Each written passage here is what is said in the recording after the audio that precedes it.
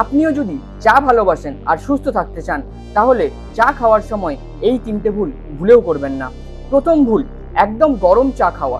চা খাওয়ার আগে একটু ঠান্ডা হতে দিন, কারণ 65 ডিগ্রির বেশি খুব গরম বেভারেজ দীর্ঘদিন খাওয়ার সঙ্গে ইসোফেজিয়াল ক্যান্সারের রিস্ক বাড়ার অ্যাসোসিয়েশন পাওয়া গেছে। কিন্তু গবেষণায় ভেরি হট টিয়ের ক্ষেত্রে রিস্ক 8 গুণের বেশি দেখা গেছে। তাই চা খাবেন, কিন্তু মুখ পুড়িয়ে নয়। দ্বিতীয় ভুল, খাবার সঙ্গে চা। চায়ের ট্যানিন বা পলিফেনল নন হিম আয়রনের অ্যাবজর্পশন কমাতে পারে, বিশেষ করে যাদের আয়রন ডেফিসিয়েন্সি বা অ্যানিমিয়া হওয়ার রিস্ক আছে তাদের জন্য এটা গুরুত্বপূর্ণ। তাই খাবারের সঙ্গে চা না খেয়ে কমপক্ষে প্রায় 1 ঘন্টা গ্যাপ দিয়ে চা খান।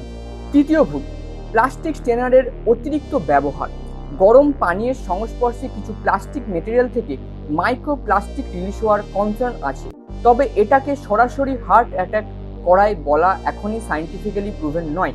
তাই পসিবল হলে ফুড গ্রেড স্টেনলেস স্টিল স্টেনার মানে মেটালের ছাঁকনি ব্যবহার করাটাই উপযোগী। শেষ কথা, চা বন্ধ করার দরকার নেই, শুধু চাটা খুব গরম নয়, খাবারের সঙ্গে নয়, আর আননেসেসারি প্লাস্টিকের ছাঁকনি ইউজ করা কমাতে হবে। এই রকম এভরিডে হেলথ মিস্টেক নিয়ে আরও মেডিকেলি ব্যাকড কন্টেন্ট চাইলে চ্যানেলটা ফলো করে নিন।